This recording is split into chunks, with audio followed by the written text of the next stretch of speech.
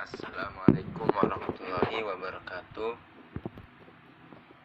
Kami dari kelompok 10 ingin mempresentasikan hasil makalah kami yang berjudul Kontribusi atau Perjuangan Kiai Haji Hashim Asy'ari dan Kiai Haji Ahmad Dahlan, yang beranggotakan Rani Rosa Silvia, Indriana Eka Revalina, dan saya sendiri Muhammad Wahyullah.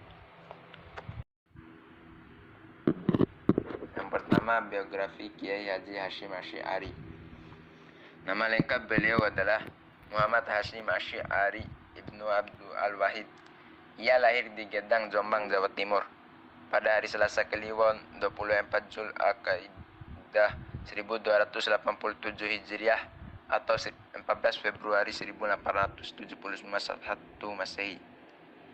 Dia berada dalam kandungan selama 14 bulan dan Hashim menghabiskan sebagian masa kecilnya di dalam lingkungan pesantren. Pada tahun 1976, dia pindah dengan orang tuanya ke Keras, Jombang, hingga dia berusia 15 tahun. Ayahnya mengajarkan dasar agama, khususnya membaca dan menghafal Al-Quran. Dalam usianya yang 15 tahun, dia menuntut ilmu di berbagai pondok pesantren di Jawa Timur. Akhirnya pada tahun 1891, dia tiba di pesantren Siwalan Panji Sidoarjo yang diasuh oleh Kiai Yakub Siwalan. Terkesan dengan kecerdasannya, akhirnya beliau menikahkannya dengan putrinya Hadijah, tepat pada usia 21 tahun, tahun 1892. Setelah menikah, beliau bersama istrinya melakukan ibadah haji. Sekembalinya dari tanah suci, mertua beliau menganjurkannya menuntut ilmu di Mekah. Di tempat itu, beliau mempelajari berbagai macam disiplin ilmu. Di antaranya adalah ilmu fikih dan ilmu hadis. Ia tinggal di Mekah selama 7 tahun, dan pada tahun 1900 Masehi atau 1314 Hijriah, beliau pulang ke kampung halamannya. Di tempat itu, ia membuka pengajian keagamaan yang dalam waktu yang relatif singkat menjadi terkenal di wilayah Jawa. Tanggal 31 Januari 1926, bersama dengan tokoh-tokoh Islam tradisional, beliau mendirikan Nahdlatul Ulama, yang berarti kebangkitan ulama. Organisasi ini pun berkembang dan banyak anggotanya. Pengaruh beliau pun semakin besar dengan mendirikan organisasi NU. Bersama teman-temannya, itu dibuktikan dengan dukungan dari ulama di Jawa Tengah dan Jawa Timur. Pada tahun 1926, beliau mendirikan Partai Nahdlatul Ulama atau NU. Sejak didirikan sampai tahun 1947, Rais Am atau Ketua Umum dijabat oleh beliau. Ia pernah menjabat sebagai Kepala Kantor Urusan Agama pada zaman pendudukan Jepang untuk wilayah Jawa dan Madura. Beliau wafat pada tahun 1947 di Tebuireng, Jombang, Jawa Timur. Hampir seluruh waktunya diabdikan untuk kepentingan agama dan pendidikan. Yang kedua yaitu biografi Kiai Haji Ahmad Dahlan. Nama lengkap beliau adalah Kiai Haji Ahmad Dahlan, atau biasa dikenal Muhammad Darwis. Lahir Kauman, Yogyakarta, 1 Agustus 1868. Beliau diakui sebagai salah seorang tokoh pembaru dalam pergerakan Islam Indonesia, antara lain karena ia mengambil peran dalam mengembangkan pendidikan Islam dengan pendekatan-pendekatan yang lebih modern.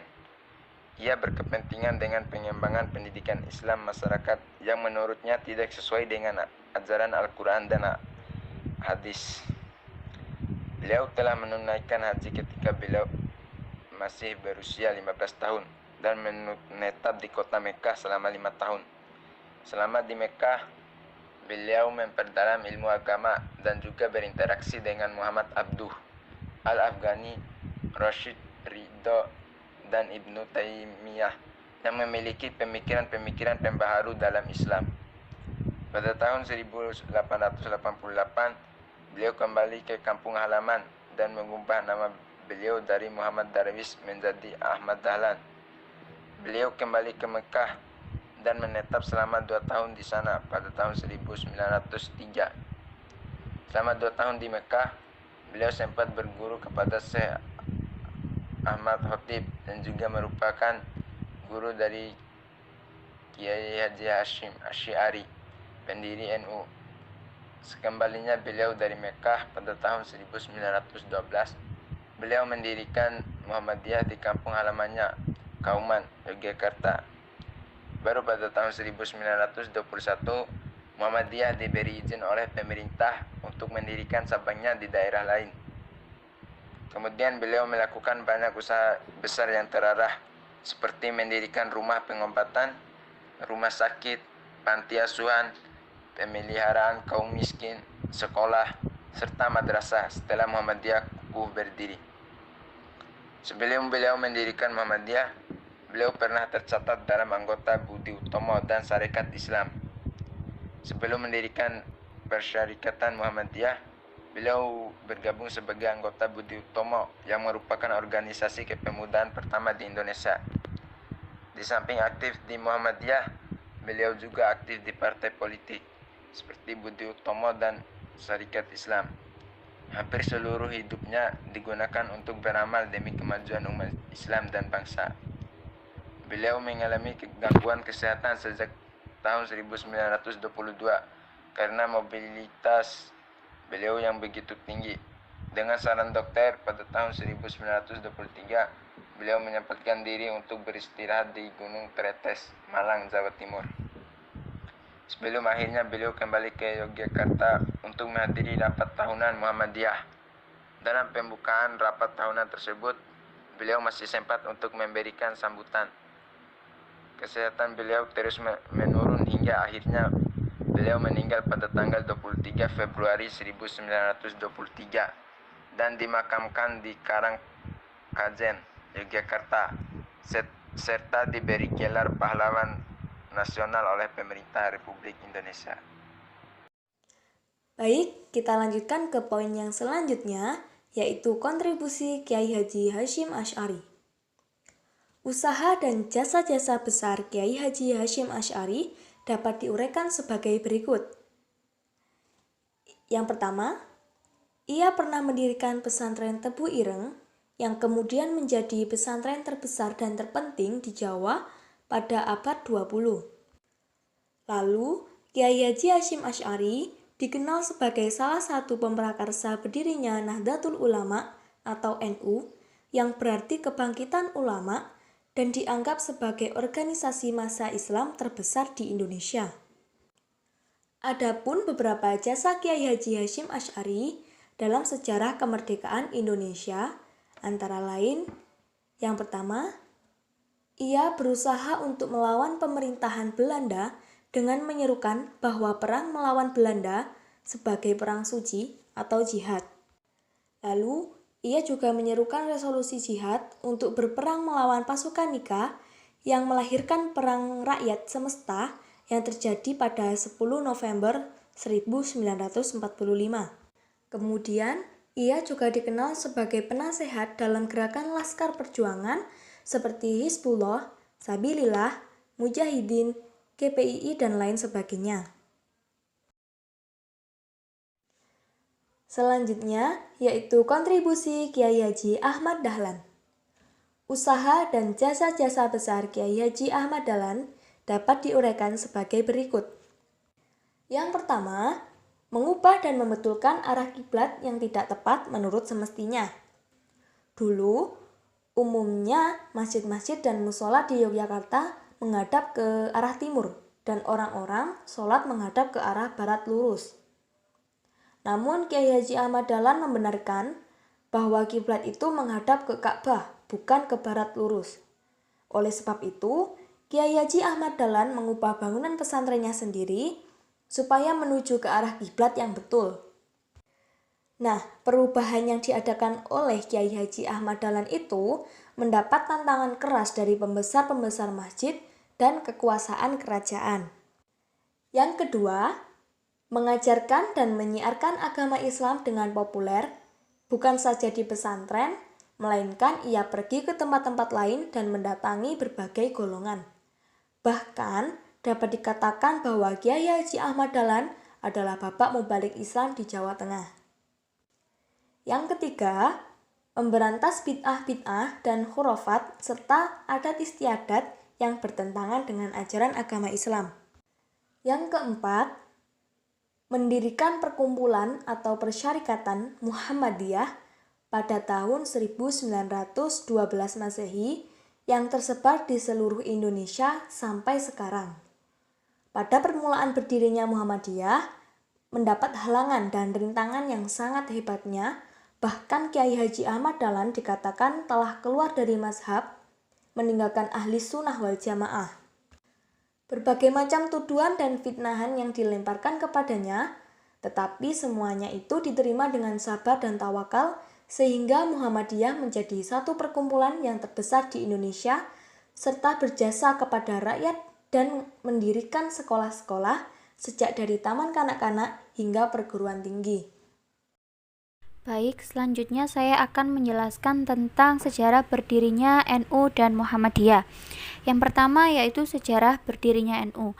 Sejarah berdirinya NU dimulai dari kalangan pesantren yang mana berada di Mekah, dan pada saat itu Raja Ibnu Saud hendak menerapkan asas tunggal, yakni mazhab Wahabi. Sedangkan kalangan pesantren yang selama ini membela keberagaman dan menolak pembatasan bermazhab. Didorong oleh minat yang gigih untuk menciptakan kebebasan bermazhab, maka kalangan pesantren ini membuat delegasi tersendiri yang dinamakan Komite Hijaz dan diketuai oleh Kiai Haji Wahab Hasbullah.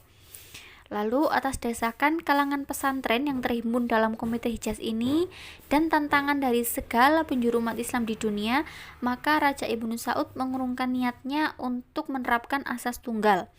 Dan hingga saat ini di Mekah bebas melaksanakan ibadah sesuai dengan mazhab mereka masing-masing. Setelah dirasa perlu untuk membentuk organisasi yang lebih mencakup dan lebih sistematis untuk mengantisipasi perkembangan zaman, maka setelah berkoordinasi dengan para kiai, muncullah kesepakatan untuk membentuk organisasi yang bernama Nahdlatul Ulama atau Kebangkitan Ulama. Organisasi ini berdiri pada 16 Rajab 1344 Hijriah atau 31 Januari 1926 dan dipimpin oleh Kiai Haji Hasyim Asy'ari sebagai Rais Akbar. Nah, untuk menerapkan prinsip dasar organisasi ini, Kiai Haji Hasyim Asy'ari merumuskan sebuah kitab Qonun Asasi atau prinsip dasar, yang kemudian juga merumuskan kitab I'tiqad Ahlussunnah wal Jamaah, yang mana kedua kitab ini dijadikan dasar dan rujukan warga NU dalam berpikir dan bertindak dalam bidang sosial, keagamaan, dan politik. Selanjutnya yaitu sejarah berdirinya Muhammadiyah. Muhammadiyah didirikan oleh Kiai Haji Ahmad Dahlan di Kampung Kauman, Yogyakarta pada tanggal 8 Dzulhijjah 1330 Hijriah atau 18 November 1912. Persyarikatan Muhammadiyah ini didirikan untuk mendukung usaha Kiai Haji Ahmad Dahlan untuk memurnikan ajaran Islam yang dianggap telah banyak terpengaruh hal-hal mistik. Nah, pada masa kepemimpinan Ahmad Dahlan, yaitu pada tahun 1912 sampai 1923, pengaruh Muhammadiyah terbatas di area karesidenan seperti Yogyakarta, Surakarta, Pekalongan, dan Pekajangan atau daerah Pekalongan. Nah, pada tahun 1925, Abdul Karim Amrullah membawa Muhammadiyah ke Sumatera Barat dengan membuka cabang di Sungai Batang, Agam, dan dalam tempo yang relatif singkat, arus gelombang Muhammadiyah telah menyebar ke seluruh Sumatera Barat, dan dari daerah inilah kemudian Muhammadiyah bergerak ke seluruh Sumatera, Sulawesi, dan Kalimantan. Lalu pada tahun 1938 Muhammadiyah telah tersebar ke seluruh Indonesia.